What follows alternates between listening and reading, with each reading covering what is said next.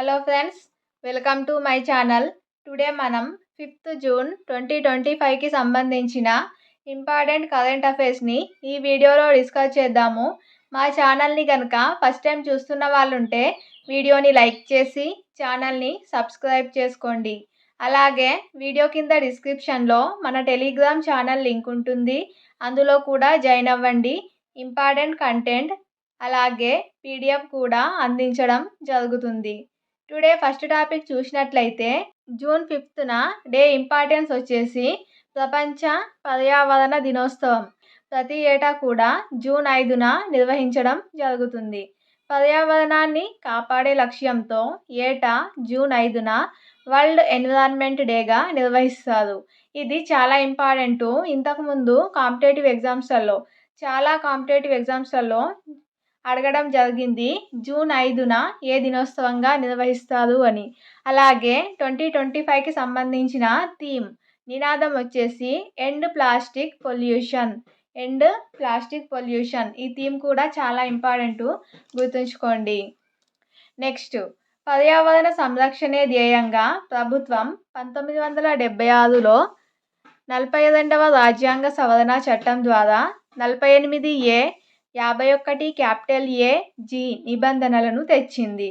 ఇవి ఈ 48 capital A, 51 capital A, G ఈ నిబంధనల ప్రకారం చూసినట్లయితే పర్యావరణాన్ని పరిరక్షించడంలో ప్రభుత్వాలు, ప్రజలు బాధ్యత వహించాలి.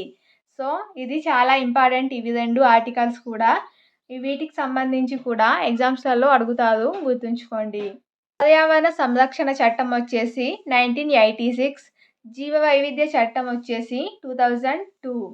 దీని యొక్క హిస్టారికల్ బ్యాక్గ్రౌండ్, చారిత్రక నేపథ్యం చూసినట్లయితే UNO యునైటెడ్ నేషన్స్ ఆర్గనైజేషన్ ఆధ్వర్యంలో 1972 జూన్ 5 నుంచి 16 వరకు స్టాక్హోమ్, స్వీడన్లో మొదటి పర్యావరణ సదస్సు జరిగింది. అయితే ఆ సదస్సులో పర్యావరణ సమస్యలను పరిష్కరించేందుకు జూన్ 5న ఐక్యరాజ్య సమితి పర్యావరణ కార్యక్రమం UNEPను ఏర్పాటు చేశారు. దీనికి గుర్తుగా 1973 నుంచి ప్రతి ఏటా కూడా జూన్ 5ను ప్రపంచ పర్యావరణ దినోత్సవం, వరల్డ్ ఎన్విరాన్మెంటల్ డేగా నిర్వహించడం జరుగుతుంది. నెక్స్ట్ టాపిక్ చూసినట్లయితే రెండవ ప్రపంచ యుద్ధం నాటి బాంబులు. జర్మనీలోని కొలాన్ నగరంలో రెండవ ప్రపంచ యుద్ధం నాటి 3 బాంబులు బయటపడ్డాయి.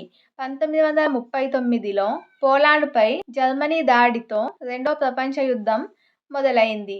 హిట్లర్ ఆధ్వర్యంలోని నాజీ సేనలను అణిచివేసేందుకు అమెరికా, బ్రిటన్ దళాలు జర్మనీపై వేల కొద్దీ బాంబులు వేశాయి. వీటిలో 20% బాంబులు పేలకుండా అలాగే ఉన్నాయని అధికారులు పేర్కొన్నారు. సో అందులో 3 బాంబులు ఇటీవల జర్మనీలోని కొలన్ నగరంలో బయటపడ్డాయి. ఇవి రెండవ ప్రపంచ యుద్ధం నాటివి అని గుర్తించడం జరిగింది. నెక్స్ట్ టాపిక్, ఫోరెన్సిక్లో దేశంలోనే ముందంజ తెలంగాణ రాష్ట్రం.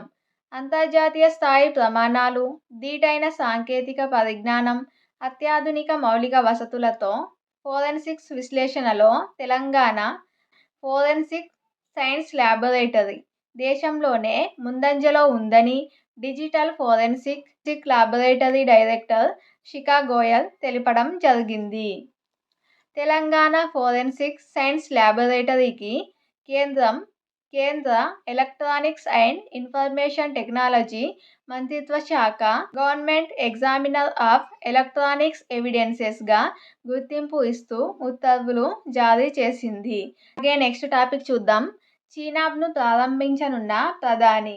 ప్రపంచంలోనే ఎత్తైన రైల్వే ఆర్చీ బ్రిడ్జ్ అయిన చీనాబ్ ఉక్కు వంతెనను ప్రధాని మోదీ రేపు జాతికి అంకితం నదికి 359 మీటర్ల ఎత్తులో 1.31 కిలోమీటర్ల మేర విస్తరించిన ఈ వంతెన నిర్మాణానికి కేంద్రం 1,486 కోట్లు ఖర్చు చేసింది. శివాలిక్, పీర్పంజిల్ పర్వత శ్రేణులను కలుపుతూ కాశ్మీర్ లోయలో ఈ చీనాబ్ నది అనేది ఉంది. అలాగే నెక్స్ట్ చూసినట్లయితే కోనార్ MF స్టెంట్కు అమెరికా పేటెంట్.